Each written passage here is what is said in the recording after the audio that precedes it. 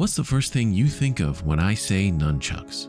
I'll bet it definitely wasn't a game to see who could chuck nuns the furthest, or maybe the kinds of Converse that nuns wear. Okay, I'll stop. Most of us probably thought of the weapon used by the legendary Bruce Lee. But do you think this iconic martial arts weapon can be turned into a skill toy, much like that of a monkey's fist by Chuckleri, that can fit into your pocket? Let's find out. That being said, getting everything you need to make a couple sets of these is super easy because you can get a kit for this at paracordweavers.com, link in the description.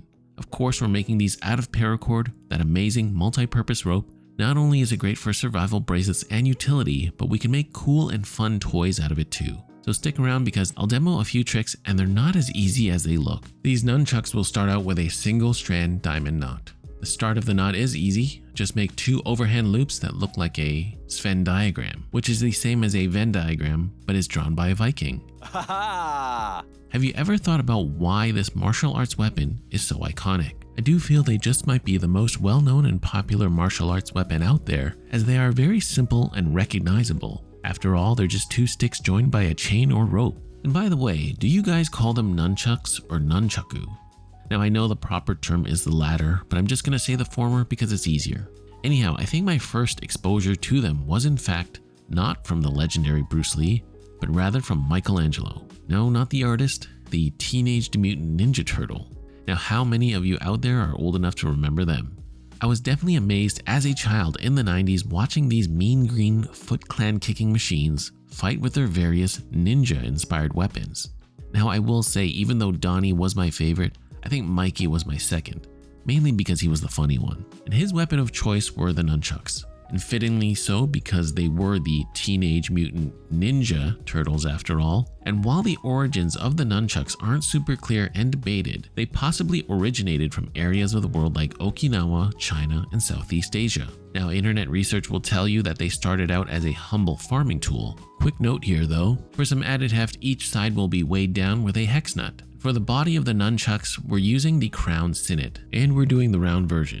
As I was saying about the nunchucks, they were basically a rice flail used by Okinawan farmers to thresh grain, and that's the classic story. But the thing is, there's no solid historical proof that this is actually true. But I guess origins aren't the biggest deal, as you guys are probably more interested in how nunchucks made their way into popular culture, right?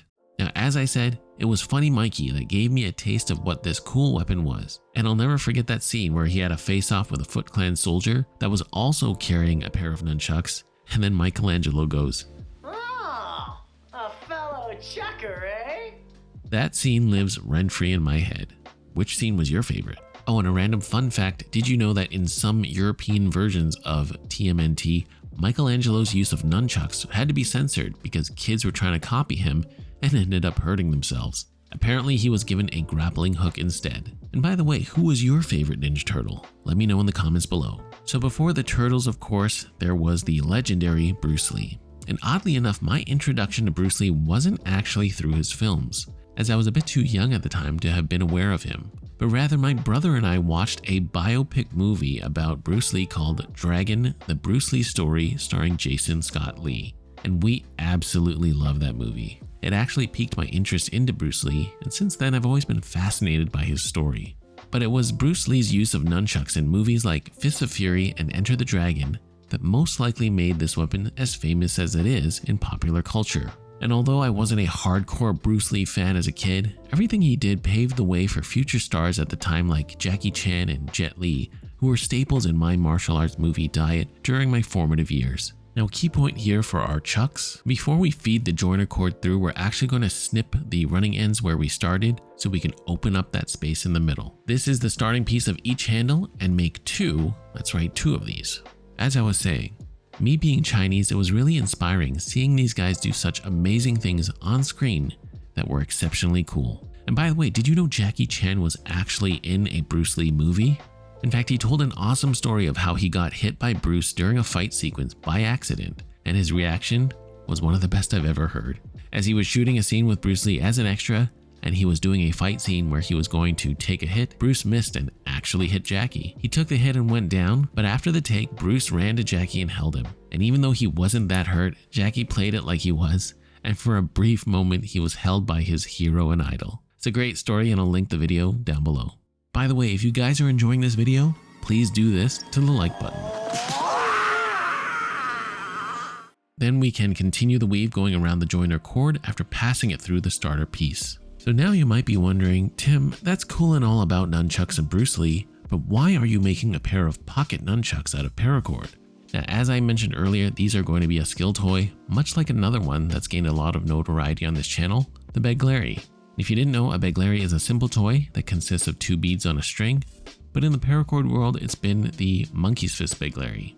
So it made sense to take it further and expand that concept. Now, also important note here, but from what I understand, and if I'm not mistaken, the very first set of pocket nunchuck skill toys came from Jimpy Designs, and he still makes really cool titanium and aluminum versions called thumbchucks. So what we're going to end up with is something that's kind of like a Chuckleri, but in fact plays more like that of a balisong or butterfly knife. However, this is much safer, and you could of course play with a trainer, but even so, these paracord nunchucks look even less threatening than something like that. Have any of you ever played with a butterfly knife or trainer? They're actually quite fun, but these chucks are funner. Now, a quick note about our handles here though. The length of the handle is as noted, and I personally think this is the ideal size and length, but you can adjust them to your liking. With the first one done though, we can clean it up and move on to the next. For the other side, we're just going to do the same, but in reverse order.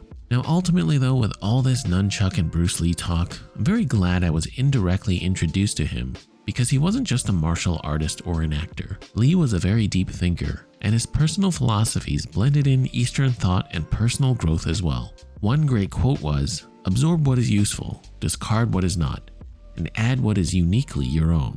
And I was just thinking, that's very much how I'd like you all to look at these videos. You don't ever have to blindly follow me. I'm but a lifelong learner such as yourself. Rather, I'd prefer if you used all these videos as guides to take what is necessary and leave what is not. And from there, add your own personal touches and choices to the paracord projects that we make. And as the man Bruce Lee once said, "I fear not the man that has practiced 10,000 kicks once, but I fear the man who has practiced one kick 10,000 times."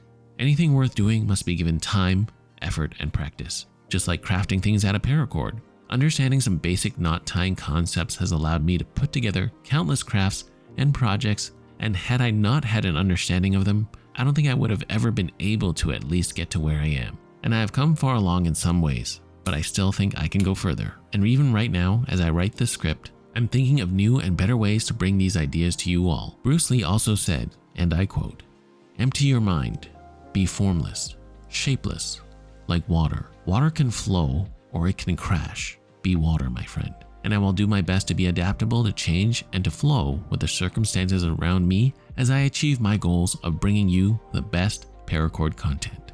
Now, a key point here for the spacing in between the handles, the spacing of the diamond knots on the ends will dictate that length as the crown sinnet can slide back and forth. So you'll have to do your micro adjustments last before snipping off the excess. And even then you can always leave some slight tails as I did so you can fix it later.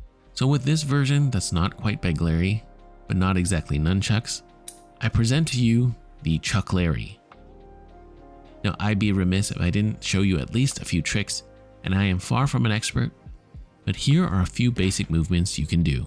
A basic double rollout balisong opener, a back and forth rebound you can do with your index finger, and this is the only basic combo I know, but for me, I'm not even really the best at it. The learning curve on these Chuckleri is actually a lot steeper than that of the Chuckleri, so it will take a bit more practice, but I think it's worth it. And if you're looking for something even easier to handle and get into though, why not try making a Chuckleri? You can learn that in these videos.